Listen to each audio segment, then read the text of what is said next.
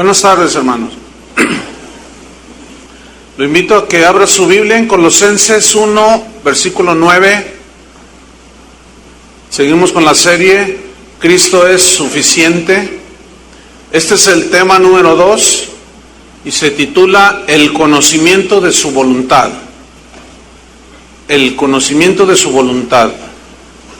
Colosenses 1:9 dice así: por lo cual también nosotros, desde el día que lo oímos, no cesamos de orar por vosotros y pedir que seáis llenos del conocimiento de su voluntad en toda sabiduría e inteligencia espiritual.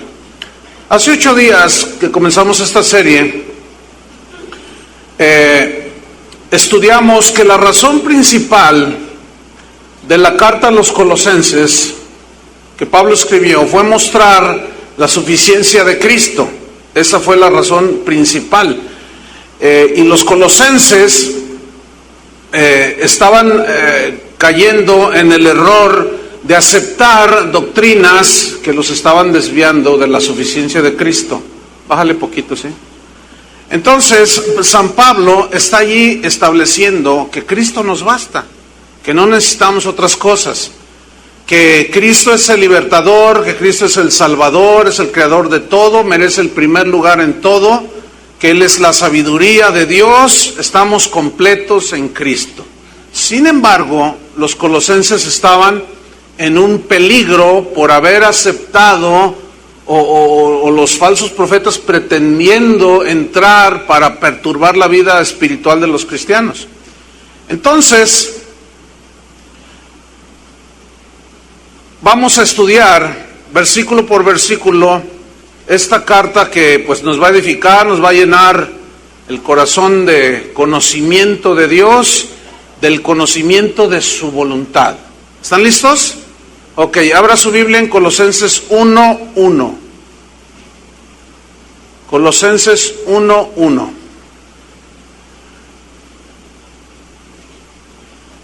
Dice así: Pablo, apóstol de Jesucristo por la voluntad de Dios. La palabra apóstol significa simple y sencillamente enviado. Y Pablo asegura que él es un enviado de Jesucristo por la voluntad de Dios. Eso significa que Pablo no era nadie que por iniciativa propia se había metido a predicar el Evangelio. Él lo estaba haciendo en base a un llamado que había recibido de parte del Señor. Y él estaba cumpliendo con su cometido. Versículo 2 dice, les escribe: a los santos y fieles hermanos en Cristo, que están en Colosas, gracia y paz sean a vosotros, de Dios nuestro Padre y del Señor Jesucristo. Versículo 3, siempre orando por vosotros, damos gracias a Dios, Padre de nuestro Señor Jesucristo, habiendo oído de vuestra fe en Cristo Jesús. Esto lo oyó por boca de Epafras. Recuerdan que él fue el que predicó allí, en Colosas. Entonces Epafras les dice: fíjate que los colosenses, los hermanos, están en peligro por falsos maestros, pero es gente que tiene fe fundada en Cristo y hay que guardarlos, hay que apercibirlos, hay que protegerlos. Entonces Pablo, inspirado por el Espíritu Santo, escribe esta carta a los colosenses. Y Pablo dice: yo he oído de vuestra fe en Cristo Jesús. Miren, el verdadero evangelio produce fe genuina. El evangelio defectuoso produce fe defectuosa. Eso es muy simple. Pablo le decía a los romanos que la fe viene, ¿por qué? Por el oír. Y el oír, historias de llanero solitario. No, por oír la palabra de Dios.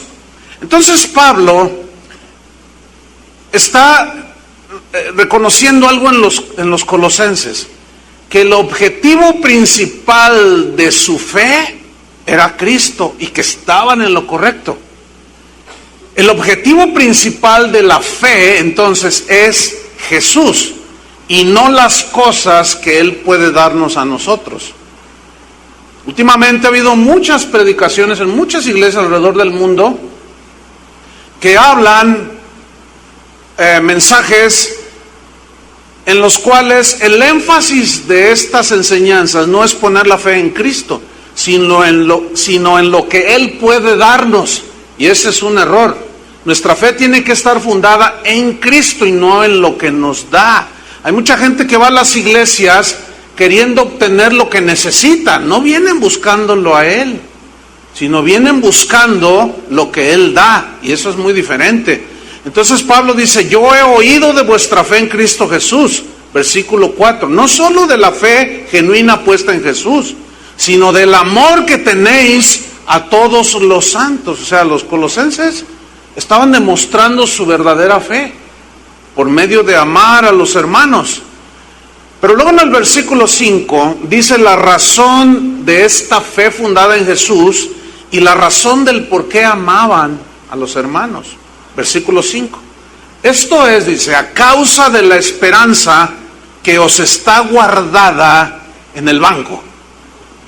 En los cielos. Ok, ponga atención. La fe genuina produce una esperanza y estas dos van de la mano. La fe y la esperanza van de la mano. Es decir, el haber creído en Cristo nos ha dado la esperanza de la vida eterna. Es anhelo de todo cristiano estar con el Señor. Pablo, cuando él vivía, él tenía la confianza y la fe que en sus días Jesús iba a venir. La fe de Pablo era una fe basada en la palabra de Dios y puesta en Jesús. Pero esto le había producido a Pablo y a los colosenses y a todos los que escuchan el verdadero evangelio, produce una esperanza certera de que algo por venir, estamos por recibir algo. Todavía no lo tenemos. Ya somos salvos los que hemos lavado nuestros pecados en la sangre del Cordero. Pero todavía estamos aquí en esta tierra. Pero hay una esperanza que es la esperanza de la vida eterna, que nos impulsa a negarnos a los placeres de la carne, a lo que el mundo ofrece, porque debemos estar esperando al Señor en santidad. ¿Entendieron eso? En Hebreos 11:24, allí tenemos un ejemplo, en este caso de Moisés, que tenía fe genuina en Dios. Él tenía sus ojos puestos en algo que estaba por venir. Hebreos 11:24. Y esa fe y esa esperanza lo llevaron a negarse a las cosas de este mundo. Hay cristianos que se creen cristianos, pero viven como demonios. Dicen que son cristianos, pero viven como paganos. Y se están engañando a ellos mismos. Pero la verdadera fe, la fe genuina, tiene una esperanza de que Él va a venir, vamos a vivir la vida eterna con Él. Pero esa fe y esa esperanza produce un anhelo de santidad para cuando Él venga y nos encuentre irreprensibles. Dice Hebreos 11:24, por la fe Moisés, hecho ya grande, rehusó llamarse hijo de la hija de Faraón. O sea, rechazó el estatus social, rechazó el tener venir de una estirpe noble. ¿Qué es lo que hace la gente del mundo? Quiere estatus social, quiere que su nombre aparezca en los diarios, quieren fama, pero Moisés la rechazó, fíjese. ¿Qué? ¿Por tonto o por sabio? Bueno, ya veremos. Versículo 25. Moisés dice, escogiendo antes ser maltratado con el pueblo de Dios que gozar de los deleites, vea esta palabra, temporales del pecado. A la carne le gusta el pecado, esa es la realidad. Y el deleite del pecado, porque hay deleite en el pecado, la carne se goza en el pecado. Pero este deleite es temporal. Y ahí es donde Moisés puso en la balanza. A ver, el pecado pues da ciertos deleites, pero es temporal. Y la vida eterna, esa es eterna, precisamente. Entonces puso en la balanza y tuvo la sabiduría basada en una fe y una esperanza versículo 26, que lo llevó precisamente a preferir sufrir que gozar del pecado, teniendo por mayores riquezas, fíjese, mayores riquezas, el vituperio de Cristo, o sea, la vergüenza de la cruz, ¿sí? El que Cristo haya sido crucificado. Tuvo mayores riquezas el vituperio de Cristo que los tesoros de los egipcios. Entonces aquí vemos dos tipos de riquezas: las riquezas del mundo y las riquezas espirituales. ¿Con cuáles tú te quieres quedar? Bueno, te quedas con una o con otra, no puedes tener las dos a la vez. Las dos se repelen indudablemente. Ahora bien, ¿qué era lo que hacía que Moisés viviera de esa manera, rechazando todo eso? Porque tenía puesta la mirada ¿en qué? En el galardón, en el premio futuro que Dios le iba a dar. Debo recordarles que Moisés ya tiene algunos miles de años disfrutando de la vida eterna. ¿Cómo la ven? ¿Estará contento y feliz? Pero muchos contemporáneos de Moisés prefirieron los deleites del pecado, que fueron temporales. Y ahorita quiero recordarles, tienen algunos miles de años en el infierno. El mundo te dice, disfruta ahora y paga después, hasta te lo dan 18 mensualidades. Cristo te dice, paga ahora el precio de seguirle y disfruta después. Algunos predicadores hoy están predicando que tu mejor vida es ahora. Cristo dice, tu mejor vida es después de esta vida. En Tito capítulo 2 versículo 11, Pablo le da la instrucción a este pastor Tito. Tito 2:11 dice así, vean qué versículos.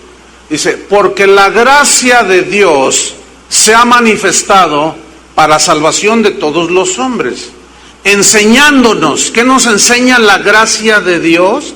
El fruto de la salvación. ¿Qué nos enseña? Que renunciando significa rechazando a la impiedad. Aquí la impiedad significa la maldad. Rechazando, renunciando a la maldad y a los deseos, ¿qué? Mundanos, carnales, que son temporales. Dice, vivamos, esto nos enseña la Biblia, vivamos en este siglo o en este mundo sobria, justa y piadosamente, sobriamente, con nuestros 5 sentidos y el espiritual bien afinaditos, discerniendo los tiempos que son malos, viviendo sobriamente, justamente significa una vida recta, honesta y piadosamente, es decir, siempre buscando las cosas de arriba, donde está Cristo sentado a la diestra. Versículo 13, fíjate, aquí está lo de la esperanza. Aguardando la esperanza bienaventurada y la manifestación gloriosa de nuestro gran Dios y Salvador, Jesucristo. O sea, nos vamos a abstener del mundo, de los placeres de la carne, de seguir los impulsos y las tentaciones del diablo, qué sé yo, cuánta cosa luchamos. Pero es porque tenemos fe genuina, y esa fe ha producido una esperanza, y esa esperanza de que un día va a venir Jesús, produce un temor de Dios, y nos hace vivir como si efectivamente Jesús fuera a venir. Hace un rato dije que algunos creen que son cristianos, y viven como demonios, y se engañan a ellos mismos. Volvamos a Colosenses. Entonces, esos no tienen fe genuina ni esperanza sólida, porque un evangelio defectuoso es el que tienen en sus corazones. Colosenses 1:5. Entonces Pablo sigue diciendo, todo esto de la fe es a causa de la esperanza que os está guardada en los cielos, de la cual, dice esperanza, ya habéis oído. Escuchen lo que viene a continuación. Ya habéis oído de esa esperanza que produjo fe, por la palabra verdadera del evangelio. ¿Por la qué? La palabra verdadera del evangelio. Los colosenses estaban en un grave peligro. de permitir que se les infiltraran doctrinas que atacaban la suficiencia de Cristo. Y la palabra verdadera del Evangelio establece que Cristo es suficiente. Que no necesitamos ni mediadores, ni gente que diga yo soy el Cristo, que no necesitamos hacer cosas para perfeccionar la salvación, que no tenemos que hacer absolutamente nada de eso para lograr perfeccionar la salvación. Esta es perfecta porque Cristo es perfecto. Y todo lo que Él hizo fue perfecto. Y Cristo nos basta. Pero hay algunos a quien no les basta.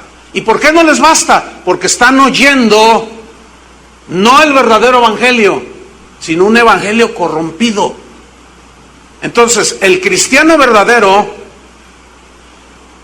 tiene fe verdadera, tiene una fe sólida, porque escuchó el verdadero evangelio. Fíjese bien lo que escucha, tenga mucho cuidado. Versículo 6, dice: la palabra verdadera del evangelio que ha llegado hasta vosotros, así como a todo el mundo, y lleva fruto y crece también en vosotros. La única manera de llevar fruto, hermanos, en Dios, es recibiendo en nuestro corazón el verdadero evangelio de la gracia de Dios en Jesucristo. Esa es la única manera de llevar fruto. Y no solo comenzamos a llevar fruto, sino que va creciendo en nosotros. Por lo tanto, el verdadero cristiano siempre dará, ¿qué? Fruto. ¿Y qué significa el fruto? ¿Llenar estadios? Eso no es el fruto. Muchos cristianos confunden eso. Dicen, si este predicador o cantante anduviera mal, ¿por qué se llenó el Estadio Jalisco? Y a eso le llaman fruto. Ese no es el fruto que habla la Biblia. Jesús, cuando habló la parábola del sembrador, habló de diferentes tipos de terreno donde se sembraba la semilla del evangelio, pero todos los corazones no la reciben. Pero dijo en Mateo 13:8 que una parte cayó en buena tierra y dio fruto, y enseguida menciona ciertas cantidades diferentes de fruto. Dice, cual a 100, cual a 60 y cual a 30 por uno. Es decir, que un cristiano, una persona, un verdadero cristiano, da fruto sí o sí, porque esa es la nueva naturaleza que tiene. Porque un árbol bueno no puede dar frutos malos, ni un árbol malo no puede dar frutos buenos. Y aquí árbol es una metáfora de una persona, de un creyente. Pero noten que unos dan fruto abundante, 100%, otros 60 y otros 30, pero indefectiblemente todo verdadero cristiano dará fruto. Eso es lo que la Biblia asegura. Entonces los frutos son el resultado visible de la salvación, que se ve en el desarrollo paulatino en ese cristiano del carácter de Cristo. Va desarrollando el carácter de Cristo, comienza a amar, es más sensible a las necesidades, al sufrimiento de la gente, pero sobre todo su corazón está confiando en Dios. Comienza a hacer buenas obras en Cristo ahora, son obras vivas, y comienza a crecer ese cristiano. Y los colosenses estaban creciendo, y es la voluntad de Dios que nosotros sigamos creciendo y dando fruto. Sigo en el versículo 6. O sea, dan fruto y sigue creciendo desde el día, o sea, en el momento en que ellos recibieron el verdadero evangelio, se convirtieron desde el día que oísteis y conocisteis la gracia de Dios en verdad. ¿Conocisteis qué? La gracia de Dios verdadera. Mira, desconocer el concepto exacto de la gracia te puede llevar a caer en los extremos, que ya en algunas 4 reuniones pasadas hablé abundante de esto. El no tener un concepto exacto de la gracia te puede llevar a los extremos. Uno es caer en el legalismo, que es a donde los falsos maestros estaban tratando de llevar a los colosenses. Y el otro extremo es el legalismo. Pero ¿cuál es el concepto bíblico de la gracia? La palabra gracia significa un favor inmerecido. En este caso, Dios nos da todo aunque no merezcamos nada. Es decir, nos regaló la salvación aunque merecíamos la condenación, pero por gracia nos regaló la salvación. cuando creímos en su Hijo Jesucristo. Bien, por su gracia nos da los dones del Espíritu Santo, nos da la capacidad, nos da la inteligencia, nos da las riquezas espirituales. No es por méritos, es simple y sencillamente por gracia, porque tú y yo no merecemos absolutamente nada. Tú y yo lo que merecíamos por pecadores es el infierno, aunque se oiga muy duro, esa es la verdad. Por eso el Evangelio de la Gracia dice que Dios pasó por alto los pecados de los hombres, y para que todo aquel que en Él cree no se pierda, mas tenga vida eterna. No nos merecemos nada. No te creas que lo que tú eres, lo que tú tienes, lo que logres hacer, todos tus estudios que tienes o todo lo que tengas, crees que es por tu gran sabiduría. Es por gracia. En el caso de nosotros los cristianos, debemos de reconocer que es por gracia, hermanos. Si tú no alcanzas a entender eso, no has entendido bien la gracia. Si crees que es por ti, ¿quién te dio la vida? Es por gracia, porque merecemos la muerte. Entonces, el no entender un concepto, el no tener un concepto exacto de la gracia, nos puede llevar al legalismo. ¿Qué es el legalismo? El legalismo, simple y sencillamente, es enfatizar cosas externas que no son de suma importancia. ¿Sí? De eso también hablé bastante hace algunas enseñanzas atrás. Y es como los fariseos que se enfrentaban a Jesús. Jesús les dijo, guías ciegos, les dijo, que coláis el mosquito y tragáis el camello. El legalista es como los fariseos, siempre se cuela el mosquito, o sea, las cosas pequeñas, ay, ese color es del diablo, ay, esa guitarra es de Satanás, ay, ese teclado es... Y se fijan en tonterías, puras cosas externas, que los llevan a una esclavitud de andar haciendo cosas. Y Jesús les dijo, ustedes, a los fariseos, se cuelan el mosquito y se tragan el camello. Normalmente un legalista enfatiza siempre lo externo, siempre está ahí, no, que esto es así, que no sé qué, que no... Ya hablé bastante de eso. Para mayor información, escuchen las enseñanzas de hace 4 domingos. Entonces, fíjese, hace un par de días, un pastor me escribió un correo y me dijo, pastor, dice, fíjate que me salió un hermano súper legalista ahí en la congregación y todo cuestiona absolutamente todo. Y dice, y pues tú ya sabes qué es lo que cuestiona, todo lo externo. Dice, entonces, lo que dije, ay, ¿cómo trato con este? Ah, y me acordé, dice, lo que una vez tú dijiste. Y les voy a decir lo que yo hago cuando me encuentro un legalista, cuando llega, oiga pastor, usted aquí, que no sé qué es, eso es del diablo. Y esos son los legalistas. O sea, ellos no se fijan si hay amargura, si hay maldad en el corazón. No, ellos se fijan en lo externo. Pero ¿saben qué es lo que hago yo cuando me encuentro con un legalista? Inmediatamente le digo, oye, ¿eres casado? Sí. ¿Y cómo tratas a tu esposa? Ya con eso. Porque el legalista casi siempre son así. Entonces dice el pastor, no hombre, me acordé. Dije, bueno, le voy a decir lo que dice el pastor. Dice, oye, ¿eres casado? Dice, sí. Pues cómo no, hermano, aquí estoy en su iglesia. Usted sabe que soy casado. A ver, trae a tu esposa y le voy a preguntar cómo la tratas. No, bueno, hermano, todos somos débiles.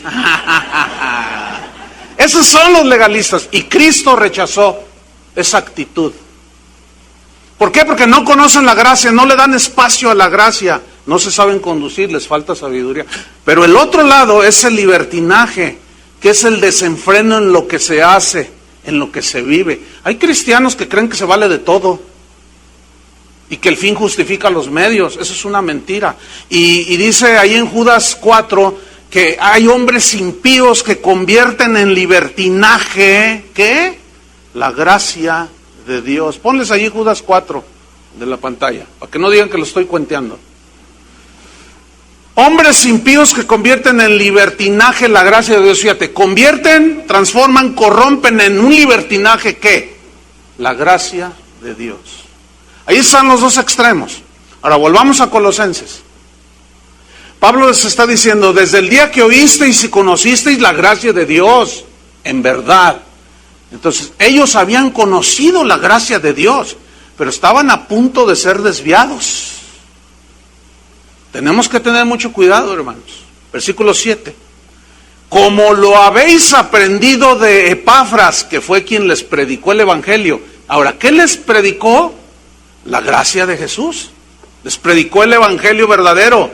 Dice, nuestro consiervo amado, Epafras, que es un fiel ministro de Cristo para vosotros. ¿Que Epafras es un qué? Fiel ministro de Jesucristo. Ahora, viene aquí una pregunta. ¿Qué es ser un fiel ministro de Jesucristo? ¿Traerles al mejor cantante de la farándula cristiana? ¿Eso es ser el mejor ministro de Jesucristo? ¿Traerles el milagrero de moda? Para que los divierta un rato con milagros y señales. No las estoy negando, yo creo en señales y milagros. Pero no en el exhibicionismo de estos. Porque Cristo no lo fue, ni los apóstoles tampoco. Pero estos utilizan estas cosas. Pero ¿qué dice Pablo entonces aquí? Que Epafras es un fiel ministro de Cristo. ¿Qué es entonces un fiel ministro de Cristo? Es muy sencillo. El que predica la palabra verdadera del Evangelio. Así de simple. Pero luego hay más, fíjense, dice. Aquí en el versículo 7. Es un fiel ministro de Cristo para vosotros. Es decir, que los colosenses eran privilegiados de tener un ministro como Epafras, como pastor de ellos. ¿Por qué? Porque Pablo dice, ese es un fiel ministro de Jesucristo. Y resulta que Epafras era discípulo de Pablo, el apóstol. Bienaventurado el pueblo, en cualquier iglesia alrededor del mundo, bienaventurada la grey, la iglesia, cuyos pastores predican la palabra verdadera del Evangelio. Pero pobres de aquellas ovejas que tienen un infiel ministro de Jesucristo, necesitan nuestras oraciones, hermanos. Las oraciones de todos por todos. Pero hay mucho pueblo que está sufriendo, hermanos. Hay muchas ovejas que están sufriendo, porque en lugar de tener fieles ministros del Evangelio, tienen fieles payasos trepados ahí. Abusadores, pisotean las ovejas, se enseñorean de ellas, las maltratan y abusan de ellas. Entonces Pablo dice, Epafras, nuestro consiervo amado. Pablo lo amaba. Es un fiel ministro de Cristo para vosotros. Pero sigue versículo 8.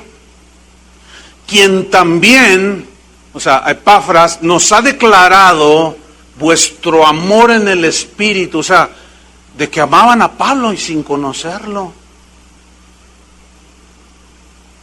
Y ellos entonces estaban demostrando su amor al apóstol, aunque sin conocerles. Y Pablo les regresa, les corresponde a eso, teniendo cuidado de ellos. Epafras, siendo un fiel ministro de Jesucristo, de pronto no supo qué hacer ante los embates de las herejías y de los falsos maestros. Por eso fue que acudió al apóstol Pablo.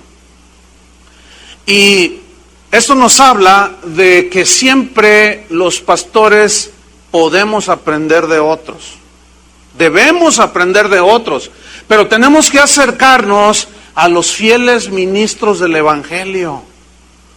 Como Epafras, sabiamente se acogió y se acercó al apóstol Pablo, quien era un predicador fiel del Evangelio. Versículo 9. Dice Pablo, por lo cual, o sea, en vista de todo lo que ya vimos, ¿sí?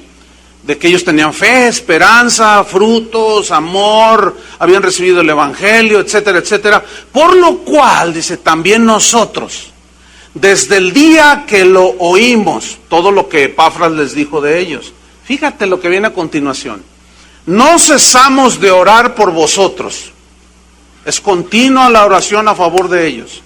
Y de pedir, miren qué oración, hermanos, pongan mucha atención. Vean qué oración tan más sencilla, pero a la vez tan profunda. Estas son las oraciones de los verdaderos apóstoles. Y de pedir que seáis llenos del conocimiento de su voluntad. ¡Qué versículo, hermano! ¡Qué oración!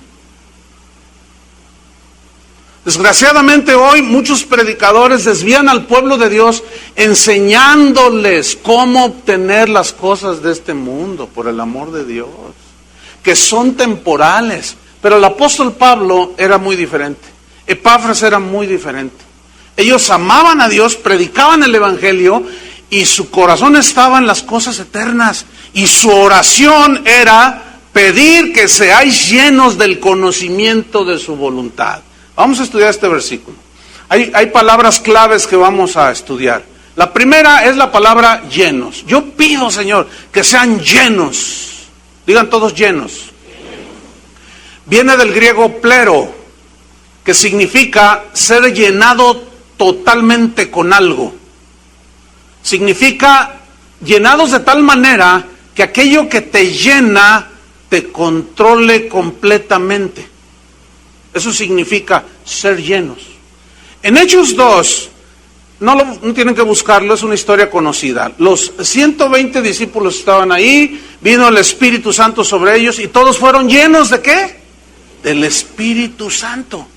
Es decir, todos fueron controlados de tal manera por el Espíritu Santo, tan llenos estaban del Espíritu Santo, que hablaron en otras lenguas, pero eso no era el propósito de la llenura. La llenura llevaba el propósito de hacerlos testigos fieles de Jesucristo, aún dispuestos a morir, que testificaran sin temor a nada.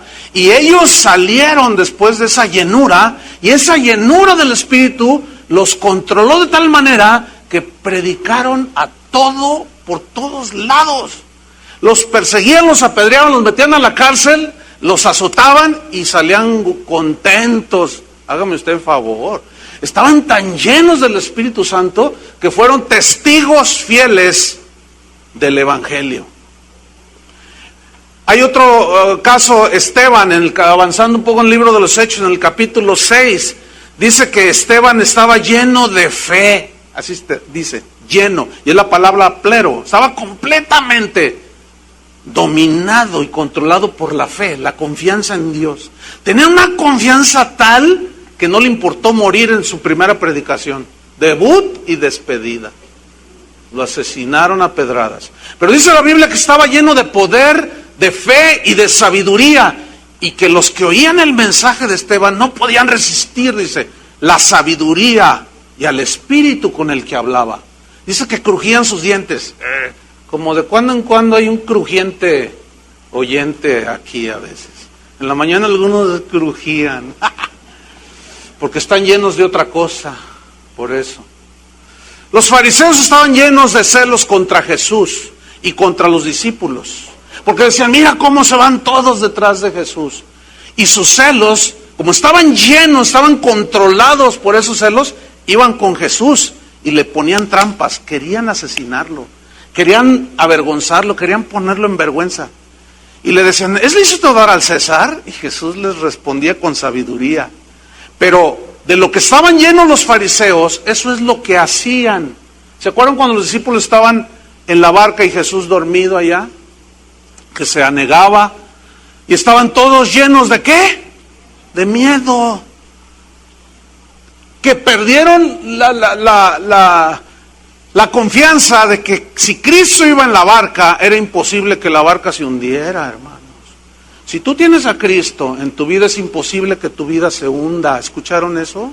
Si se hunde es porque Cristo no está allí. Pero ellos estaban llenos de temor. Y Jesús los ubica, se levanta, se estira un poco y reprende al viento y al mar. Y los discípulos, ¿quién es este? Que hasta el viento y el mar le obedecen. Todavía no lo conocían bien. Pero aquí hay un principio.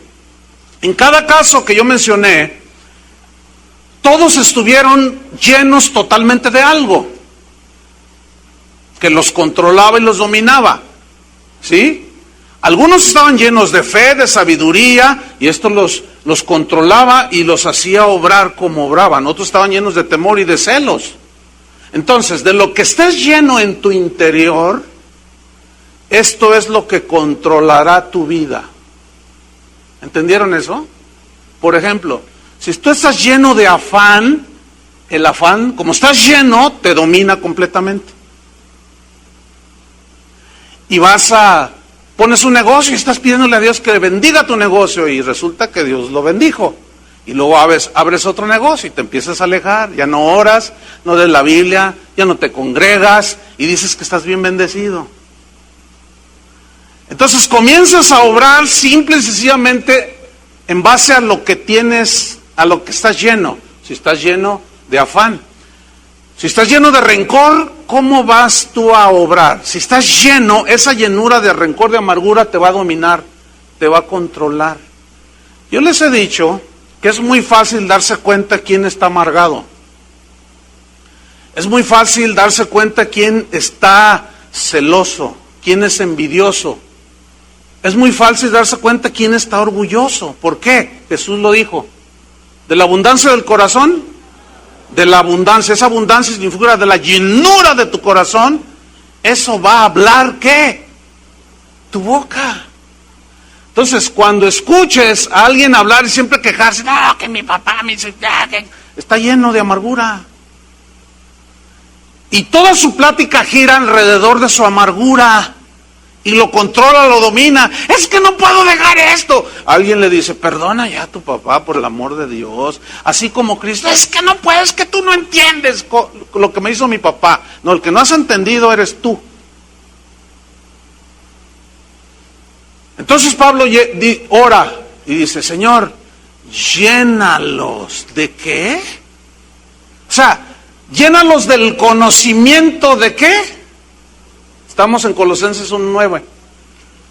Oró para que ellos fueran llenos de qué, repito otra vez, del conocimiento de su voluntad. Es decir, que al conocer de tal manera la voluntad de Dios fueran totalmente controlados y dominados por la voluntad de Dios.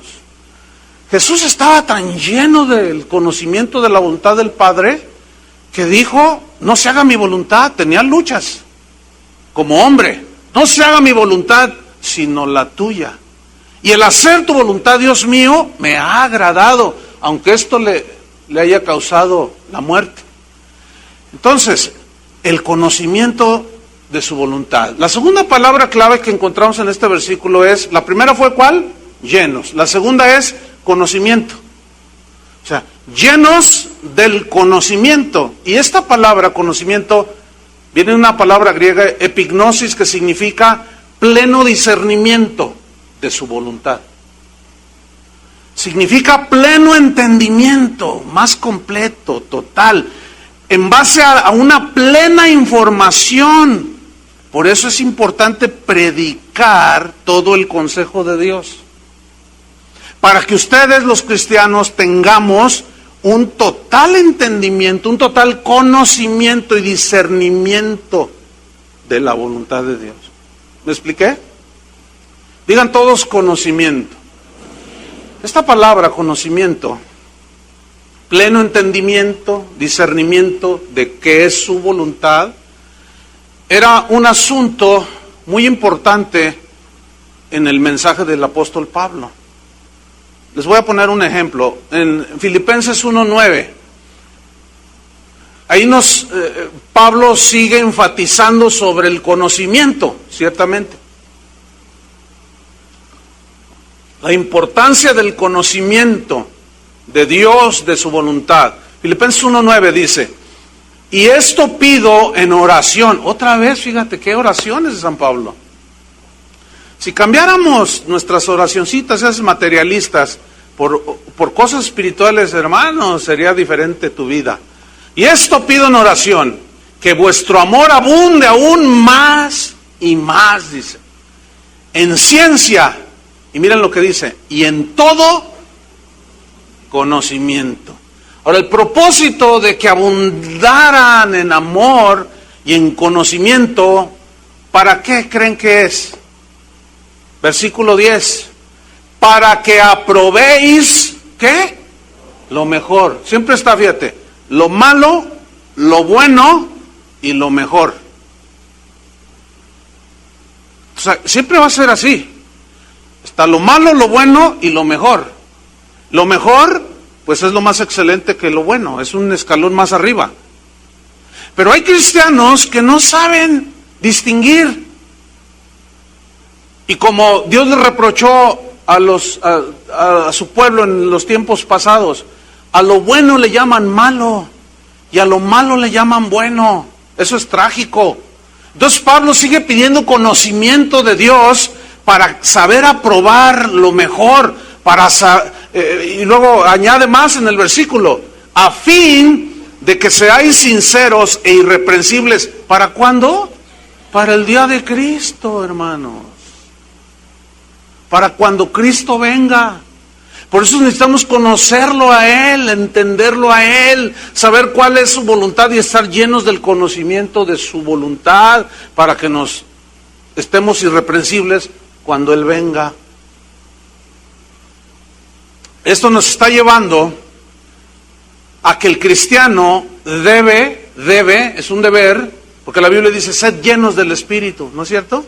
Y es la misma palabra, plero, que los controle, que los gobierne totalmente el Espíritu de Dios, y sean dominados totalmente por la voluntad de Dios. Pero esa voluntad de Dios, ¿dónde la vamos a encontrar? En las Escrituras, hermano. A ver, todos levanten su libro. Y los que no traen, ¿de dónde se van a agarrar? Ahí está la cosa, pues. Jeremías 9:23. Mire qué versículos, Jeremías 9:23.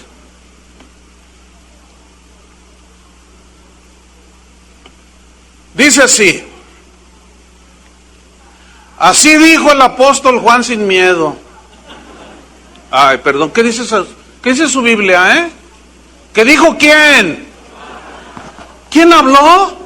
Note que no dice dirá Jehová, no. Dijo.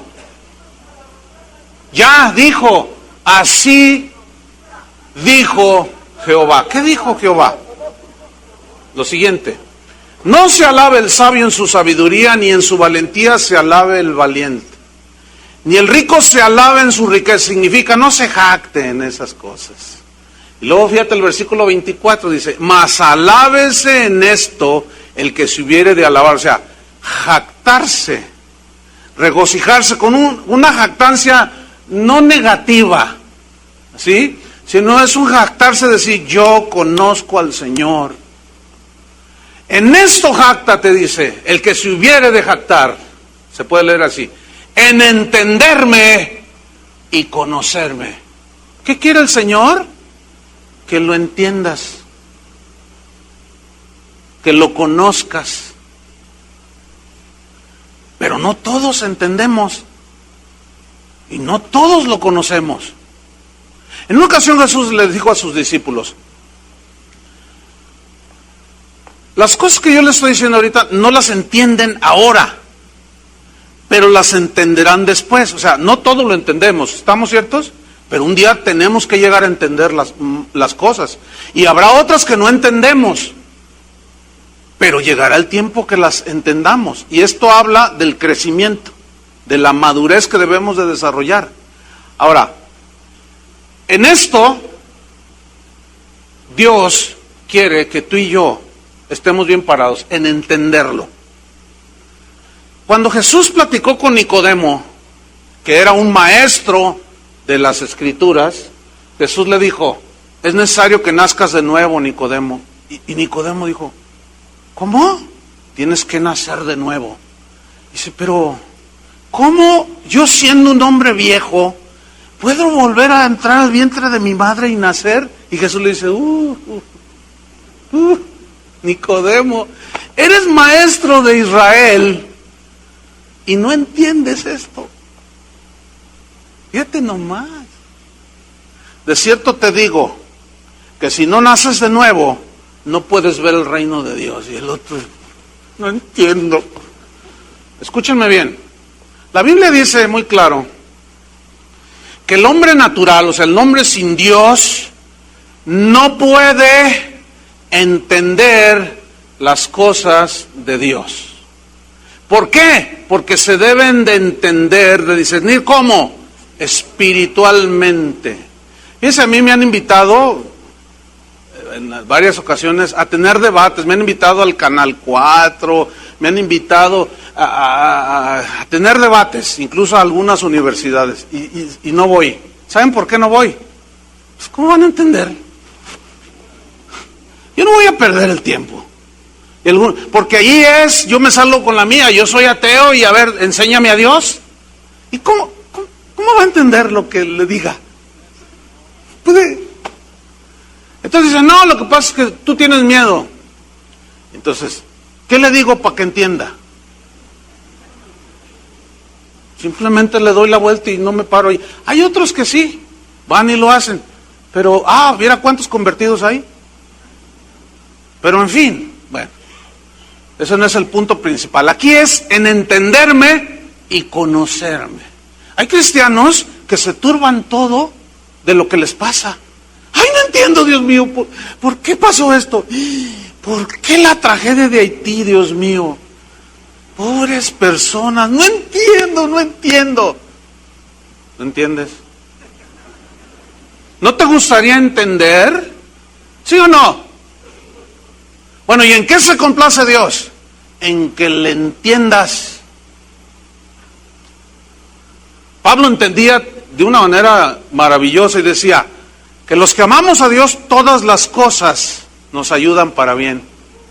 Y hay cristianos que no entienden, apenas tienen una prueba, una confrontación, una disyuntiva, una escasez, se enferman, les duele el pie izquierdo, qué sé yo, y ya están, Señor, yo soy tu hijo, soy hijo del rey.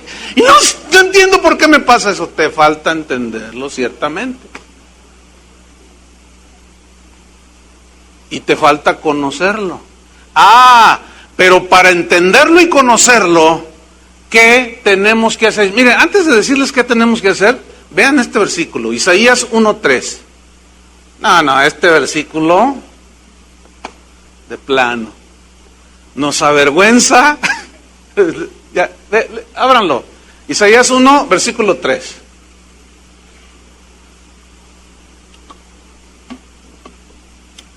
Dice así, ¿ya lo encontró? Está en la Biblia, por cierto. Dice así: el buey conoce a su dueño. Lo ve y le hace.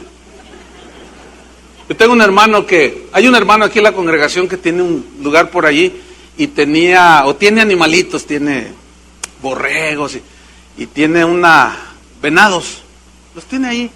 Entonces dice, el otro día está malito el hermano y lo estábamos visitando y me empezó a contar, le dije, oiga, ¿y los venados, hermano? No, pues ya no los pudimos atender, pero cómo extraño a los venaditos, dice. Miras, dice, qué gusto me daba cuando me veían llegar, porque me empezaba a levantar las astas, dice, los cuernos, y hacía con las patitas, se ponía contento. Y yo, dice, mira, ¿cómo es posible que el venado me vea y me conozca? Fíjate lo que dice ahí, el buey conoce a su dueño. ¿Qué más dice? Y el asno, el pesebre de su señor. Pero vean lo que viene a continuación. Israel no entiende, mi pueblo no tiene conocimiento. Eso sí, me ofendió, Señor. Me ofendió. Me dijiste que soy peor que esa bestia que está ahí. Me dijiste que soy peor que el burro y el buey. Así dice. Es increíble que siga dándose eso, hermanos. Y lo increíble es de gente que dice que es su pueblo y no entienden por qué de las cosas, y no entienden y no conocen. ¿No les gustaría conocer? ¿Por qué Pablo oró? Que sean llenos del conocimiento de su voluntad, para no ser como el burro. Así de sencillo. No, mejor hay que llegarle al burro, que conoce el pesebre de su Señor. Fíjate, Israel, mi pueblo, no tiene conocimiento, hermanos. Oseas 4:6, un versículo muy conocido. Dice, mi pueblo fue destruido, fue llevado cautivo a Babilonia. ¿Por qué? Porque le faltó, ¿qué? Conocimiento. ¿Qué le faltó? Conocimiento. Pero el problema radicaba en los pastores de Israel. Y se va el Señor sobre de ellos. Fíjense, noten ahí mismo en el versículo 6. Por cuanto desechaste el conocimiento, yo te echaré del sacerdocio. Le está hablando al sacerdote allí, a los que enseñaban la palabra de Dios. Tú no quisiste el conocimiento mío, en entenderme y conocerme, yo te voy a echar del sacerdocio. Porque no quisiste mi conocimiento, yo te voy a echar, no me sirves para nada. Por eso, hermanos, los predicadores deberíamos de temblar cada que nos paramos en un púlpito, hablarle a la gente, porque tiene que ser la palabra de Dios. Y no desechar el conocimiento. Hoy, algunos ministros, entre comillas, hasta se regodean, se jactan en esto. Dicen, no, nuestras reuniones ya son mejor, porque ahora hemos reducido el tiempo de la alabanza a 15 minutos. Y la predicación ya la redujimos a media hora, dice, para que la gente no se aburra. Así dicen ellos. De verdad, que para que la gente no se aburra. No, vamos a analizar eso. Más bien hay que hablarles más la palabra para que no se aburra.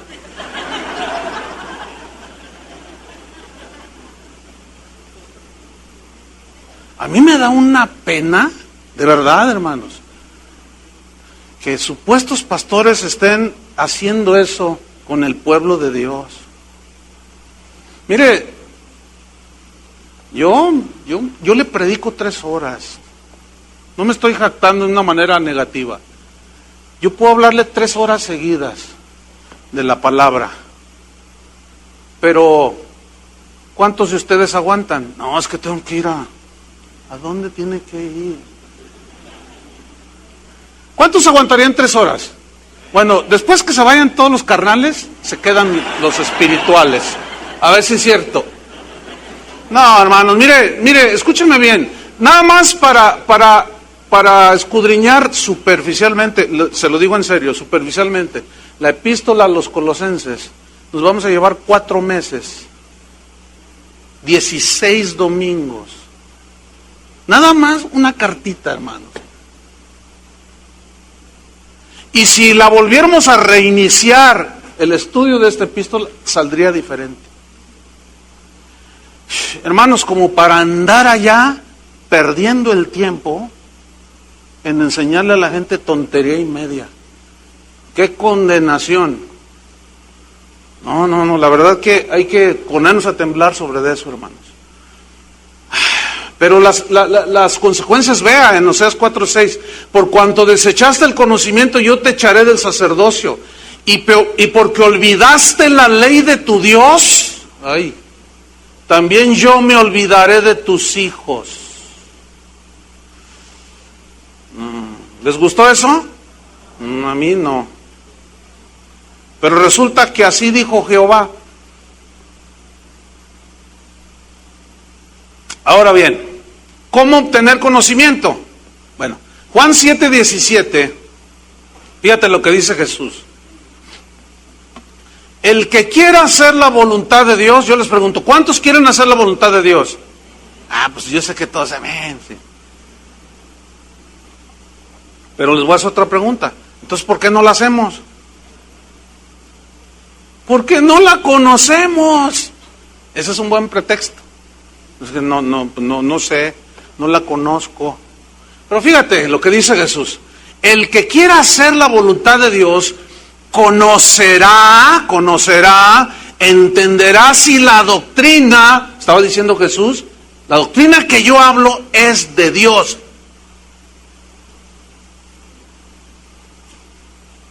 O si yo hablo por mi propia cuenta. Ok, ¿quieres hacer la voluntad de Dios? Todos responden pues que sí, ¿verdad? Ok. Tú debes conocer y entender si lo que se está diciendo aquí es la doctrina de Dios. O tienen un pastor rollero que se saca de la manga las cosas. Juzguen ustedes. Ahora, si usted dice, pues sí es la voluntad de Dios, bueno, entonces hay que seguir ¿qué? La enseñanza. ¿Y cómo se obtiene? ¿Cómo sabemos si la doctrina es de Dios? ¿Cómo vamos a discernir? Busque Juan 5:37. Esta es una parte donde, bueno, ¿cómo vamos a conocer? La pregunta es, ¿cómo vamos a conocer la voluntad de Dios? La respuesta es, conociendo las Escrituras. ¿Están de acuerdo con eso? Porque ahí está revelada la voluntad de Dios. En Cristo, que está revelado, están escondidos todos los tesoros de la sabiduría y del conocimiento. Pero estos versículos, vea Juan 5:37, dice, también el Padre que me envió, aquí está discutiendo con los fariseos, ha dado testimonio de mí, dice. Nunca habéis oído su voz, ni habéis visto su aspecto. Vea el 38, ni tenéis su palabra morando en vosotros. Porque a quien Él envió, o sea, Cristo, vosotros no creéis. Y ve el versículo 39, que no es un mandamiento en sí mismo, sino es un reproche, es una confrontación de Jesús hacia los maestros de Israel, los pastores de Israel. Y les dice, ¿qué les dice? Escudriñad las Escrituras. Dice, a vosotros os parece que en ellas, en las Escrituras, tenéis la vida eterna, que ahí está escondida el secreto de la vida eterna, y ese misterio era Cristo. Dice, ustedes creen, les parece que en ellas tienen la vida eterna, y ellas, las Escrituras, son las que dan testimonio de mí. Fíjate, esperaban al Mesías, lo tenían enfrente y no creían en Él. No conocían, no entendían. ¿Por qué? Porque toda su vida era legalismo. Y el legalista no va a entender, no va a conocer. Versículo 40, y no queréis venir a mí para que tengáis vida. Fíjate, no queréis venir a mí para que tengáis vida. Entonces las Escrituras nos revelan la voluntad de Dios para nosotros. Por ejemplo, 1 Tesalonicenses 4:3, simple y sencillamente dice así: pues la voluntad de Dios es vuestra santificación, que os apartéis de fornicación. ¿Qué es la voluntad de Dios? Que nos apartemos de la inmoralidad. Y a mí me deja boquiabierto la falta de entendimiento en los mismos cristianos. Recibo correos y me preguntan cosas, o me preguntan así en vivo y en directo. Me dicen, pastor, ¿es malo que yo tenga relaciones sexuales con mi novia? Tú los ves así. ¿Cómo? ¿Cuál es tu pregunta? Que si es malo, hermano. Ay, ¿no sabes lo que es bueno y lo que es malo? Pues no sé si estoy ofendiendo a Dios. Tú dices. O dos cosas. O eres un no nacido de nuevo, o eres o te haces. O sea, ahora, después de leer esto, ¿quién no puede entender esto tan sencillo? ¿Qué es la voluntad de Dios? ¿Cuál es la voluntad de Dios? ¿Que nos apartemos de qué? De la inmoralidad. Yo sé que van a poner sus pretextos algunos, van a decir, no, pero lo que importa es el amor, que nos amemos. O sea que no te importa lo que dice Dios, no te importa la voluntad de Dios. Pues yo creo que Dios es amor. ¿Tienen razón que Dios es amor? Sí, pero también es un Dios santo que sigue aborreciendo el pecado. Y ya algunas parejitas se están codeando. Dejen de acostarse. Simple y sencillamente eso. Ya están advertidos, según la palabra de Dios. Qué serios se quedaron. No sé por qué. 1 Tesalonicenses 5:18. Dice así: Dad gracias en todo, porque esta es la voluntad de Dios para con vosotros en Cristo Jesús. Que le dé las gracias de todo. Oiga, pastor, si me corrieron del trabajo, ¿cómo le voy a dar gracias a Dios? Espéreme. Le voy a decir más o menos cómo es lo que dice allí. Señor, me corrieron del trabajo. Como si él no lo supiera, ¿verdad? Señor, tú sabes que tengo hijos, tengo una esposa, tengo que pagar renta. Señor, te doy gracias porque sé que no me vas a dejar. No me vas a abandonar, Señor. Soy tu hijo. Tengo más valor que las aves del cielo. Y no me va a faltar vestido porque a las flores las vistes así. Te doy gracias, Señor, porque a pesar de esto, yo sé que mi vida está en tus manos. Y te doy gracias por esto. Y te doy gracias a pesar de las circunstancias.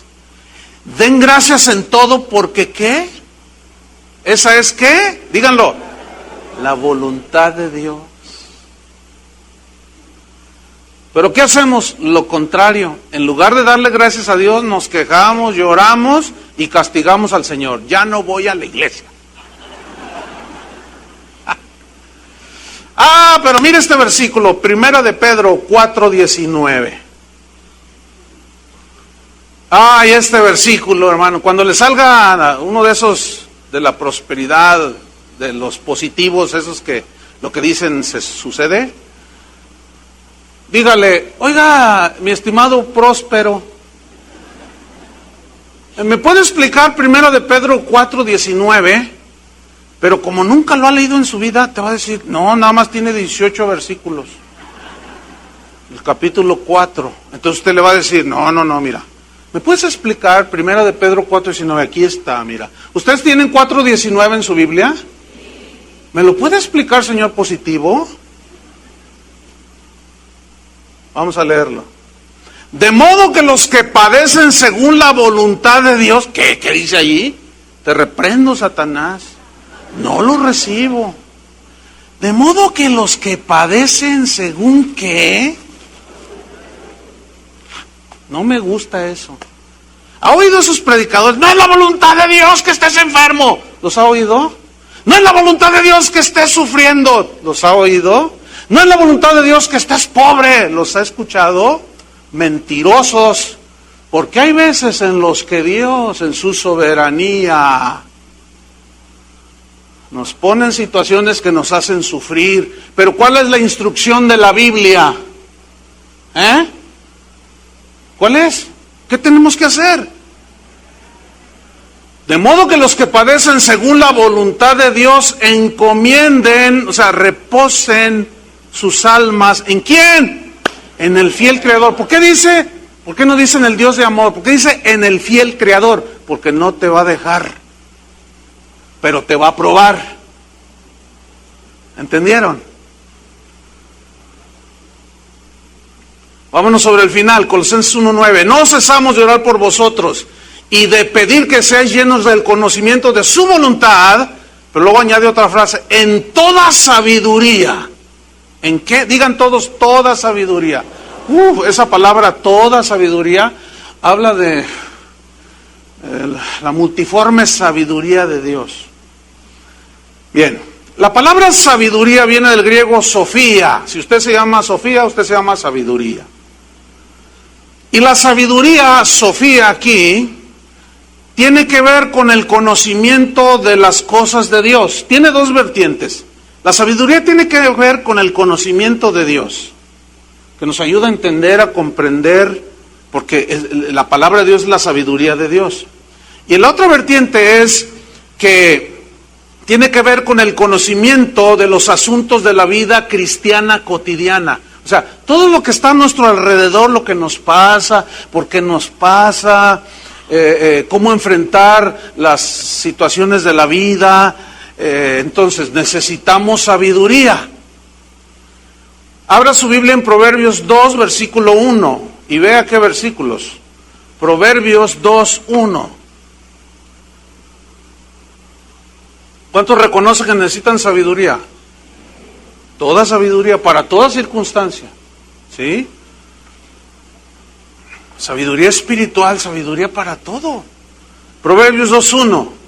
Mira qué versículos dice. Hijo mío, si recibieres mis palabras y mis mandamientos, guardares dentro de ti, que te llenen, fíjate, haciendo estar atento tu oído a la sabiduría, o sea, a la palabra de Dios, si inclinares tu corazón a la prudencia. Mira, la prudencia es un derivado, vamos a decirlo así, de la sabiduría, que te ayuda a juzgar las cosas para tomar la mejor decisión y vivir como se puede agradar a Dios.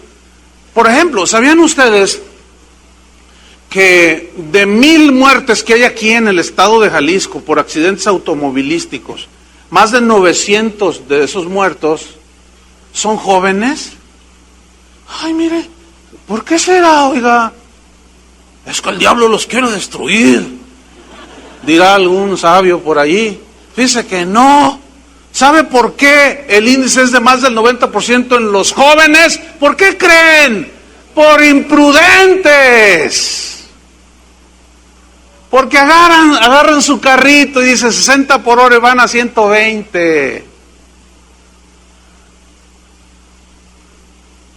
Cuando empiezas a guardar los límites de velocidad es porque ya envejeciste.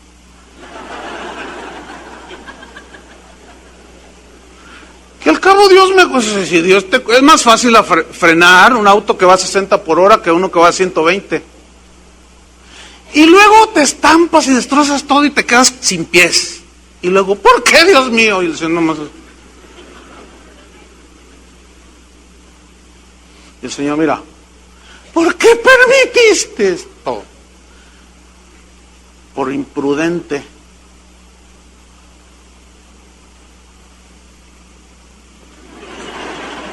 Los jóvenes no me están viendo muy bien. Fíjate, dice, si inclinares tu corazón a la prudencia, versículo 3, si clamares a la inteligencia, ¿te imaginas? ¿Dónde estás? Y a la prudencia dieres tu voz, si como a plata la buscares y la escudriñares como a tesoros, fíjate nada más, entonces entenderás el temor de Jehová y hallarás el conocimiento de Dios. Todavía falta algo del filete. Versículo número 6. Porque Jehová da la sabiduría, y de su boca viene el conocimiento y la inteligencia. Él provee de sana sabiduría a los rectos, y es escudo a los que caminan rectamente. Ahora, vámonos sobre el final del versículo 9 de Colosenses 1. Pedir que seáis llenos del conocimiento de su voluntad en toda sabiduría, y finalmente dice, inteligencia espiritual. Digan todos inteligencia espiritual. ¿Qué es eso de inteligencia espiritual? Mira, viene de una palabra griega sunesis.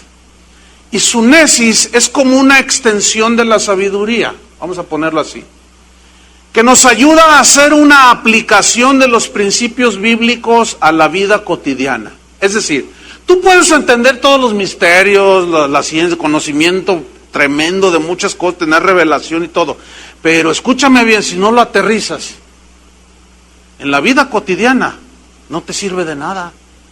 Pablo dijo, si yo doy mis bienes, si yo hago esto, si yo entendiese todos los misterios y la ciencia, tengo todo el conocimiento, entiendo todos los misterios, y no tengo amor, nada soy. Lo dice, el amor es sufrido, es benigno, es paciente, y eso ya es con relación con el mundo que te rodea. Entonces, si ese conocimiento que tenemos no lo aplica, esa es la sunesis, esa es la inteligencia espiritual. Para saber, como le decía Pablo a los Corintios, acomodar lo espiritual a lo espiritual. ¿Se acuerdan cómo cuando éramos niños armábamos el rompecabezas? Y estábamos ahí acomodando cada pieza. Y eso es a lo que se refiere más o menos, como poner los lugares, las piezas en su lugar para que tome forma el asunto.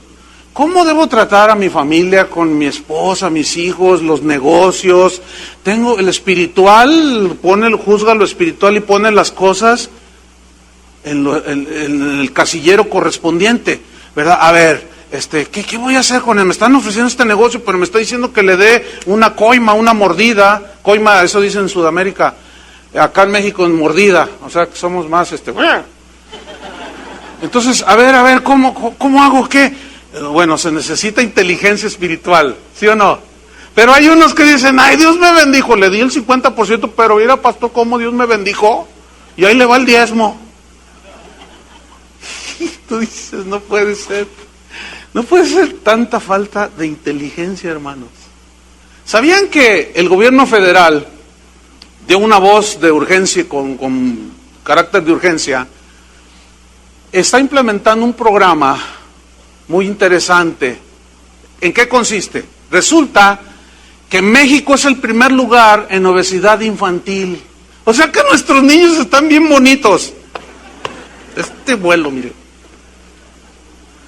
¿Por qué están así nuestros hijos? Deshonroso primer lugar, hermano, por la comida chatarra. ¿Qué es la comida chatarra? Pues hamburguesas, papas, todo lo que venden allá afuera. Así de simple. ¿Y saben una cosa? Es increíble que los padres no tengan, mire, ya no es ni siquiera de inteligencia espiritual, es de sentido común. Mandan a los niños a la escuela y le dan una bolsota de papas. Y en lugar de darle un vaso con leche, le dan una Coca-Cola. Sí, y ahí van los niños, pero felices, a la escuelita. Caminito de la escuela. Hermanos, escúchenme bien. La inteligencia espiritual nos ayuda para todo eso. Y más. ¿Cómo la ven? ¿Quieren inteligencia espiritual? Entonces la inteligencia espiritual nos ayuda a probar, a distinguir, a evaluar y formar juicios de las cosas. ¿Qué es lo mejor? Para que sepamos escoger lo mejor, lo que más nos conviene, tanto en las cosas de Dios como en las cosas cotidianas de la vida. Entonces la sabiduría nos ayuda a ver y a entender las cosas espirituales de Dios, y la inteligencia espiritual nos ayuda a solventar los problemas de la vida cotidiana, nos ayuda a escoger lo mejor. La sabiduría y la inteligencia espiritual nos ayudan a juzgar, a discernir, para tomar la mejor decisión en las situaciones que se nos van presentando. ¿Necesitamos o no sabiduría? En Daniel 1:17 dice, a estos 4 muchachos, o sea, Daniel y otros 3 judíos, Dios les dio conocimiento e inteligencia en todas las letras y ciencias. Esto habla de las cosas de la vida cotidiana, pero fíjese, y Daniel tuvo entendimiento ¿en qué? En toda visión y sueños, es decir, en asuntos espirituales. Daniel era 10 veces mejor que los demás, los sabios que tenía ahí el rey. 10 veces mejor fue hallado David y estos. ¿Por qué? Porque tenían la sabiduría de Dios, tenían la inteligencia de Dios. Y termino con Proverbios 8, versículo 1. Mire qué escrituras, y con esto quiero terminar. Una descripción bíblica de la sabiduría, una personificación de la sabiduría. Muchos teólogos dicen que es una referencia definitiva a Jesús. Yo estoy de acuerdo con esa interpretación. Pero vamos a leer Proverbios 8:1. Y terminamos. Los que se vayan a quedar a otras 2 horas, Proverbios 8:1, dice así. ¿Ya lo tienen? Quiero que lo vea, o si no traigo su Biblia, ahí está en la pantalla. Dice así: no clama la sabiduría.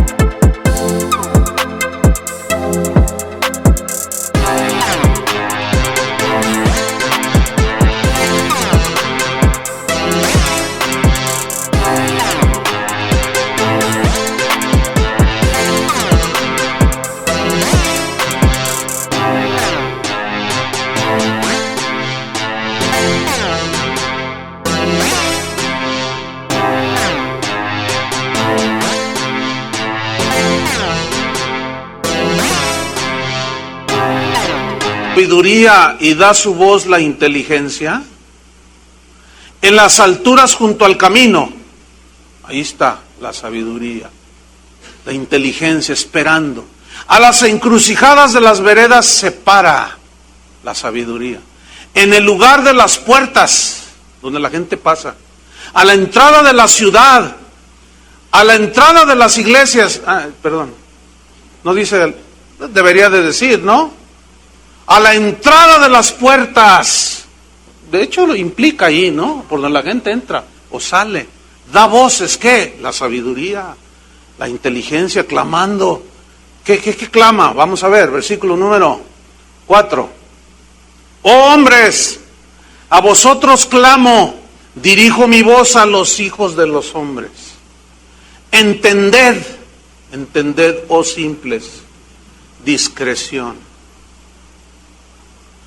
Y vosotros necios, entrad en cordura.